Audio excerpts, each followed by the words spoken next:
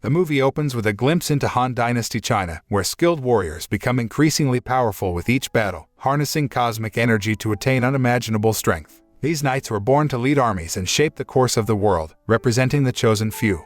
In the waning days of the Han Dynasty, a fierce war raged between the government and rebel forces in a desperate struggle for survival. To suppress the rebellion, the Han Dynasty's leaders delegated power to regional commanders, resulting in a tumultuous period known as the era before the Three Kingdoms were established.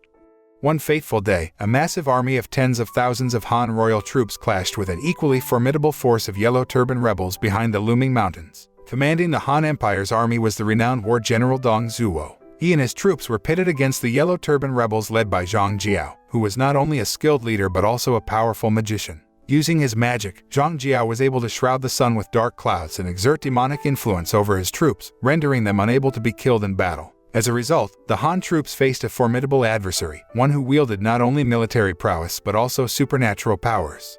The battlefield was filled with tens of thousands of soldiers as the Han royal troops fought against the rebellious Yellow Turban troops. The war general Dong Zuo led the royal troops, while the Yellow Turban rebels were under the command of the high-level magician Zhang Jiao. Zhang Jiao used his magic to manipulate the sun and turn the rebel troops into an undead army, making it nearly impossible for the royal troops to win. However, three knights, Liu Bei, Guan Yu, and Zhang Fei, witnessed the battle from a hill and felt a strong sense of patriotism towards their country. They decided to join the fight to help Dong Zuo and his troops defeat the rebels. The three knights charged into the battlefield on horseback, demonstrating their remarkable fighting skills and taking down dozens of enemies with a single slash. Together, they fought to assist the Han royal army against the rebels. As the battle continued, the three knights set their sights on the rebel leader, Zhang Jiao. Liu Bei managed to shoot Zhang Jiao, and the two began to duel. Liu Bei proved to be the superior fighter, defeating Zhang Jiao with ease, causing him to roll down the hill. As a result, the sun reappeared, signaling the end of Zhang Jiao's magical influence. Feeling defeated, Zhang Jiao and his troops retreated, and the Han royal troops emerged victorious. General Dong Zuo's curiosity was piqued when he heard about the exploits of three knights. Eager to learn more, he sought them out and personally met with them. However, upon discovering that the knights held no prominent positions and were merely commoners, the general's interest quickly waned. He regarded them with disdain and left without a word of gratitude, leaving the three knights to ponder their unremarkable status. Perched high on a hill, the war commander Cao intently observed the recent battle. Although the Yellow Turban rebels had been vanquished following Zhang Jiao's death, Cao knew that this did not guarantee the peace and stability of the Han Dynasty. Within the palace walls, a tumultuous power struggle was underway. Sensing an opportunity, General Dong Zuo brazenly seized the crown prince of the Han Kingdom and ushered in a new era of darkness. Within the palace, Dong Zuo forcefully deposed the young king Liu Bian and replaced him with a puppet ruler, Liu Xie. Dong Zuo then declared himself prime minister and held complete sway over all state affairs. Anyone who dared to oppose his tyrannical rule was summarily executed. The once peaceful kingdom was now plunged into a maelstrom of chaos and despair, with its people living in fear of the ruthless warlord who ruled with an iron fist. Cao seethed with fury at Dong Zuo's capricious actions. During an evening dinner, the other ministers bemoaned their own wretched fate at the hands of the tyrannical warlord. Dong Zuo had dishonored Emperor Liu Xie and openly indulged in debauchery with the empress and concubines. His rule was characterized by complete lawlessness and reckless disregard for the well-being of the people. While others resigned themselves to their helplessness, Cao was filled with a fierce determination to take matters into his own hands. He vowed to personally slay Dong Zuo and restore the glory of the Han Dynasty, no matter what the cost. Fed up with being surrounded by cowardly crybabies, Cao abruptly departed from the gathering, leaving the other ministers to wallow in their misery. Within the walls of Xixian City, the governor sought to extort money from Liu Bei, who had become renowned among the people as their protector due to his valiant efforts to combat evil forces. Despite the governor's demands for a bribe, Liu Bei refused to pay up, which only served to stoke the governor's anger. However, to the governor's surprise, the townspeople were outraged at his corruption and took matters into their own hands. They banded together in a revolt and hung the governor from a tree as a symbol of their righteous fury. But as the crowd celebrated their victory, they suddenly found themselves under attack by Han troops, who had been called upon by the governor for reinforcements. The troops were specifically targeting Liu Bei and his companions, who had played a key role in the governor's downfall. Faced with overwhelming odds, Liu Bei and his allies knew they had to act quickly if they hoped to survive the violent onslaught that lay ahead. Forced to flee from their pursuers, the three companions ventured deep into the forest, seeking sanctuary and safety. They had heard rumors of an alliance of warrior generals opposing the tyrant Dong Zuo's regime and planned to make their way to the Mountain of Warriors to join forces with these brave fighters. Liu Bei, fiercely loyal to the Han Dynasty, despised Dong Zuo's actions and was determined to see him removed from power.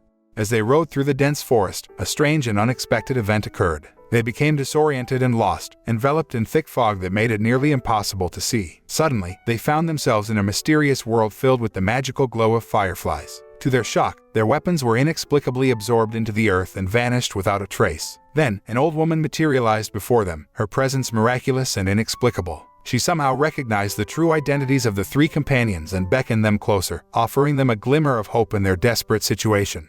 Nil, the grandmother, was known to many in the village for her age and wisdom. One day, a young man named Liu Bei approached her, seeking guidance on how to restore the palace to its former glory. Liu Bei had heard rumors of 18 warlords in Warrior Mountain planning a rebellion against Dong Zuo, and he was eager to join their cause. However, Dong Zuo, the tyrant who ruled the kingdom, was well protected by his strongest war general, Lu Bu. To Liu Bei's surprise, Nil's grandmother knew Lu Bu very well. She recounted a story from many years ago, when Lu Bu was just an ordinary fighter with a cold and cruel attitude. Despite his unremarkable appearance, he was actually a demon in human form. Nil's grandmother had once owned an heirloom spear, which Lu Bu had snatched from her and used to kill his own adoptive father, General Ting Yuan Shao. In an instant, he had become the leader of tens of thousands of troops. Lu Bu's extraordinary abilities had caught the attention of Dong Zuo, who made him his war general and rewarded him with the best troops and the fastest horse.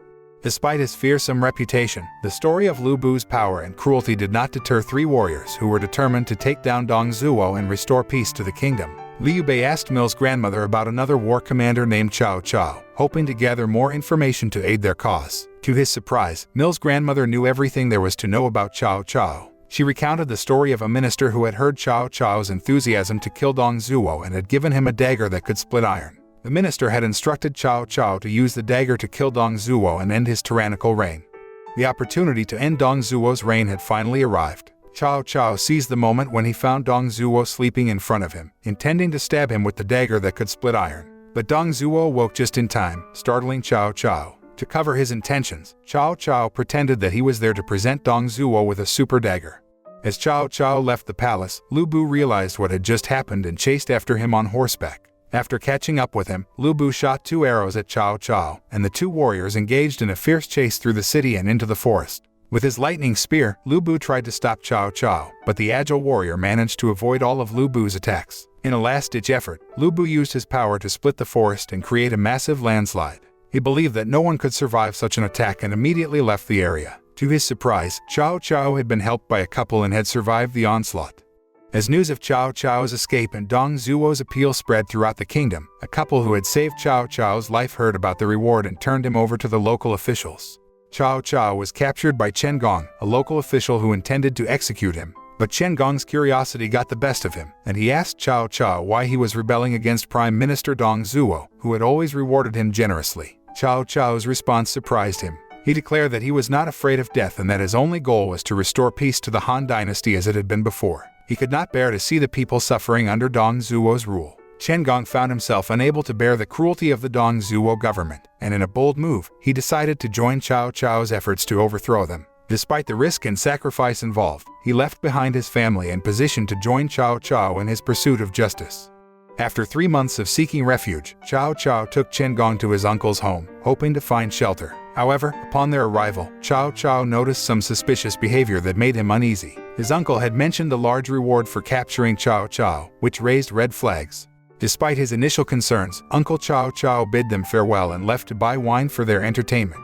As they waited for his return, Cao Cao rested and tried to calm his nerves. But then, he heard his cousin sharpening a knife and boasting about slaughtering 2 pigs. Cao Cao became convinced that the 2 pigs referred to him and Chen Gong. Cao Cao was trapped inside as the door was locked, and his suspicion grew even stronger. He believed that his uncle had lied about going to buy wine and had instead gone to report their location to the authorities. In a fit of emotion and self-defense, Cao Cao broke down the door and attacked everyone inside, without exception. As the dust settled in the aftermath of the massacre, Cao Cao realized that he had made a grave mistake. The 2 pigs that he had assumed were him and Chen Gong were actually just livestock that the family was planning to slaughter. The locked door that had fueled his paranoia was actually an automatic lock that had been activated. Feeling confused and ashamed, Cao Cao asked Chen Gong to leave. Outside the house, he met his uncle, who had returned from the city with wine to entertain them. But Cao Cao's fear had already turned to violence, and he could not control the urge to kill his uncle, even as he wept by the river. When Chen Gong asked why he had done such a thing, Cao Cao replied that he had acted out of self-defense. He feared that his uncle would seek revenge against him in the future, which would distract him from his mission to overthrow the oppressive Dong Zuo government. Cao Cao was willing to do anything to achieve his goal, even if it meant being branded a criminal for life. While resting, Chen Gong, who was still reeling from the shock of Cao Cao's massacre of his family, contemplated killing Cao Cao with a dagger, but he stopped himself and left after sticking the dagger into a tree. This betrayal only reinforced Cao Cao's belief that there were no true friends in this world, but he refused to give up hope that he would find allies to help him achieve his dreams. As if in response to his prayers, a thick fog suddenly descended upon him. Grandma Mill appeared and declared that she believed Cao Cao possessed special powers. In recognition of his potential, she gifted him with an heirloom sword. Cao Cao left the forest, emboldened by his new weapon, and set out to form his own army. His travels led him to the city of Chenliu, where he was reunited with his father, Cao Song. Despite initial resistance, Cao Cao persuaded his father to support his cause and help him form an army to fight against the oppressive Dong Zuo government. The message to overthrow the Dong Zuo government and restore the Han Dynasty quickly spread through leaflets, which resulted in many people joining Cao Cao's army. As the army grew, Cao Cao became a war general leading a force of 20,000 soldiers. Meanwhile, Mill's grandmother presented Liu Bei and his companions with various heirloom weapons, which they took on their journey. As they journeyed, they came to the Mountain of Warriors, where they were met by dozens of troops who were also fighting against Dong Zuo's tyranny. However, they were denied entry by the gatekeeper as they had no troops of their own. A tense situation arose, but it was quickly diffused when General Cao Cao arrived with his troops. Cao Cao recognized the shared spirit of the three warriors and his own troops in resisting Dong Zuo's cruelty, so he ordered the gatekeeper to allow them entry. Together, they joined forces to fight against the tyrannical government and bring about change for the people. Deep within a mountainous cave, a secret meeting was taking place among the most formidable warlords of the realm. Led by the great General Yuan Xiao, they were there to strategize and prepare for an imminent attack from the tyrant Dong Zuo and his massive army of 150,000 soldiers. As they were about to toast the start of their struggle with a symbolic drink of deer blood, a voice spoke out. It was Liu Bei, a man who had until then been dismissed as a nobody, who declared that he and his two younger brothers would join the fight. The other generals laughed, skeptical of what three unknown warriors could contribute to such a crucial battle. Yuan Xiao demanded to know what they could offer, seeing as they had no troops or significant resources to bring to the alliance's cause. But Liu Bei was undeterred. He spoke of his unwavering loyalty to the cause and his fighting skills, which were above average. He was confident that he and his brothers could help turn the tide of the battle. Seeing the determination in Liu Bei's eyes, Cao Cao stepped forward and urged Yuan Xiao to give the three of them a chance. And Liu Bei had more motivation than just a desire to help his fellow countrymen. He revealed that as a descendant of the Han dynasties he could not stand by and watch Dong Zuo's vile behavior defile his ancestral land. With this revelation, the three brothers were officially welcomed into the alliance, ready to lay down their lives for the greater good.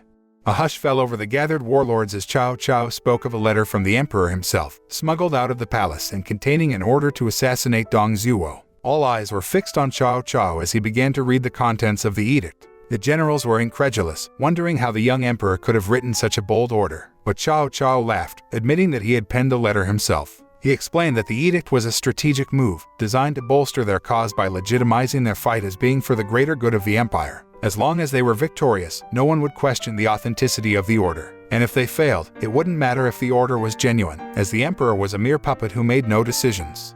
The warlords knew that many had their own interests at play, so General Yuan Xiao made a bold announcement. Whoever could enter the capital of Luoyang and rescue the emperor would be appointed as commander-in-chief of the imperial army. It was a tempting offer, one that could secure power and prestige for the one who succeeded. The atmosphere was tense as General Sun Jian requested permission to lead the first wave of attacks against Dong Zuo. A few days later, the tyrant received news that Sun Jian's troops had broken through three lines of defense and were headed to the capital. Enraged, Dong Zuo ordered General Hua Xiang to lead a counterattack. Meanwhile, Cao Cao was impressed by Guan Yu's strategic mind and wanted to recruit him, but Guan Yu refused, citing his unwavering loyalty to his brother, Liu Bei. As they were discussing their plans, news arrived that the enemy had successfully repelled Sun Jian's troops and were now closing in on their location. The enemy's leader, Hua Xiang, challenged them to a one-on-one duel. In the meeting room, Cao Cao acknowledged Hua Xiang's strength but noted that he paled in comparison to Lu Bu. If they couldn't defeat Hua Xiang, he suggested they should surrender. But General Yuan Xiao offered a reward to anyone who would step up and fight Hua Xiang. The atmosphere was tense as General Yuzhe stepped forward to challenge Hua Xiang. He valiantly went down to the battlefield, but Hua Xiong swiftly decapitated him and tossed his head into the nearby cave. Despite this setback, General Fan Feng boldly took up the challenge, only to meet the same fate as Yusei. Determined to overcome Hua Xiong, General Yuan Xiao doubled the reward for whoever could defeat him. Many brave generals tried and failed until Liu Bei finally called on his sworn brother, Guan Yu, to take up the challenge. Xiao, impressed with Guan Yu's skills, offered him a cup of warm wine as a sign of respect. But Guan Yu refused to drink it until he had fulfilled his duty and slain Hua Xiong. The stage was set for a dramatic showdown. With the enemy's leader, Hua Xiong, calling for a one-on-one battle, Guan Yu stepped forward to face him. The two warriors clashed, their weapons ringing out in the mountain valley. To the surprise of all, Guan Yu held his own against Hua Xiong and was able to deliver a decisive blow that beheaded him. The enemy soldiers, witnessing their leader's fall, were filled with terror and fled the battlefield. After his victory, Guan Yu returned to the cave where Xiao had offered him a cup of warm wine as a gesture of respect. Guan Yu initially declined the offer, but after his triumph, he accepted the wine and drank it. Yuan Xiao was impressed with Guan Yu's prowess and ordered his men to treat him with the utmost respect. However, Guan Yu refused any gifts, saying that he only fought on behalf of his sworn brother, Liu Bei. Xiao, the commanding officer, recognized the bravery and skills of Liu Bei and his two brothers, and recommended that they receive a fitting reward for their valor. To carry out this commendation, Xiao approached General Yuan Xiao and requested that Liu Bei be granted an appropriate position within the army. Yuan Xiao, after hearing of Liu Bei's deeds, promptly assigned him as the commander of the troops. Liu Bei was grateful for this opportunity and willingly accepted the position, eager to serve his country and lead his fellow soldiers with honor and courage. During the war, Sun Jian's troops were launching a fierce attack on one of the fortresses leading to the capital, using all their military might to break through the defenses. Meanwhile, inside the palace, Dong Zuo, the tyrant ruler, was enraged by the death of one of his generals at the hands of Guan Yu. The general had been killed while the wine was still warm, which was an embarrassment for Dong Zuo. Adding to his troubles, Sun Jian's army was drawing closer to breaching the capital's fortress. To prepare for the impending attack, Dong Zuo ordered 500,000 troops to stand by at the entrance to the island that was the gateway to Luoyang's capital, while the rest of the troops were deployed to guard the other side of the city. Dong Zuo and a few generals led 150,000 troops around the palace, ready to defend it at all costs. During this tense situation, Lu Bu, Dong Zuo's fierce warrior, shot an arrow into the cave where Yuan Xiao's troops were hiding, making a declaration of war. Lu Bu prepared 30,000 troops for the impending battle, ready to fight fiercely and defend his kingdom from any threats. Under the cover of night, General Yuan Xiao confided to his fellow soldiers that only 8 warlords remained in the alliance, with the majority of the troops fleeing in fear. As a result, their army had dwindled down to a mere 200,000 soldiers, a number that was vastly outnumbered by their enemies. Despite the bleak situation, Xiao pointed out that those who were afraid of Lu Bu would not have joined the alliance in the first place, and that fighting against him was inevitable. With this realization, the soldiers steeled themselves for the upcoming battles, ready to fight with all their might. The following day, within the palace, Dong Zuo made a bold and unilateral decision to move the capital of the Han country from Luoyang City to Chang'an City. Resting in the surrounding mountains, Lu Bu heard the sound of a woman crying in the distance. He quickly approached and found her attempting to throw herself into the lake. With quick reflexes, he stopped her from taking her own life.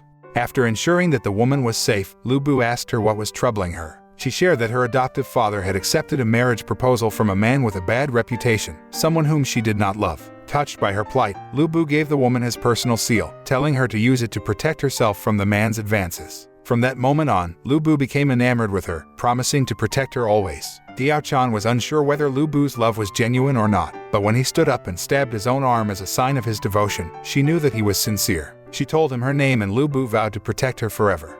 Liu Bei and Xiao were practicing swordplay on a hill, discussing their battle strategy. Xiao expressed his concern that General Yuan Xiao might abandon their alliance out of fear, but Liu Bei affirmed his commitment to their cause of restoring the Han Dynasty's glory. Liu Bei explained that his only fear in life was dying while the Han Dynasty remained in ruin, and that he was willing to sacrifice his life to prevent this from happening. When asked if he desired power, Liu Bei replied that he didn't want anything for himself, but he couldn't bear to see the people suffer under Dong Zuo's oppressive rule. For the sake of the Han Dynasty, Liu Bei was determined to fight until the end.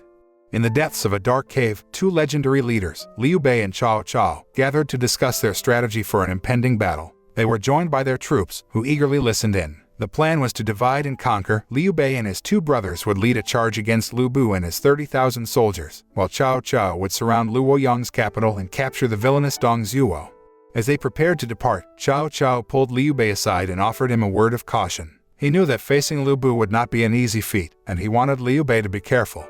Despite the danger ahead, Liu Bei and his brothers led their 20,000 soldiers into battle. They knew that the odds were against them and that this fight would likely be their last. Guan Yu, one of Liu Bei's brothers, offered an escape for anyone too afraid to fight. But to his surprise, not a single soldier backed down. Feeling inspired by his comrades' bravery, Guan Yu made a vow to his fellow soldiers. He declared that anyone who joined the fight would be considered his brother, no matter the outcome. With a fierce determination, they cheered and set out towards Luoyang City, ready to face their fate.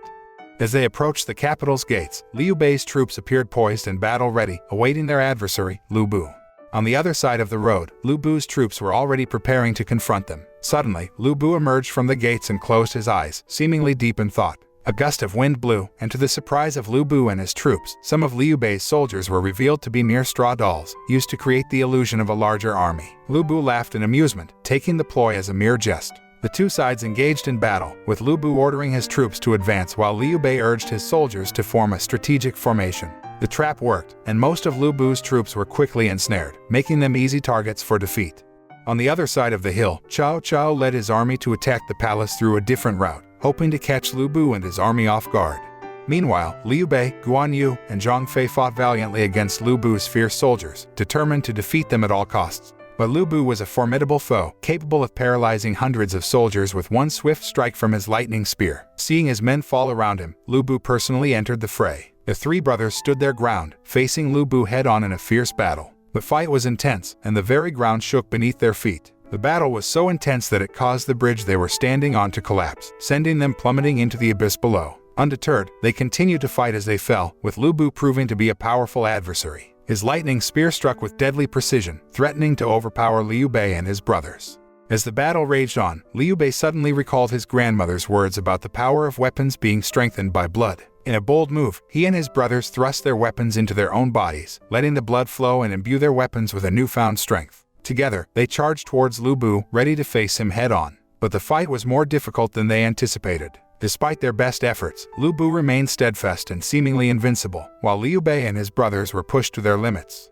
Meanwhile, Dong Zuo, oblivious to the chaos outside, was determined to proceed with his wedding plans. He had chosen a bride, Diao Chan, but little did he know that she had her own agenda.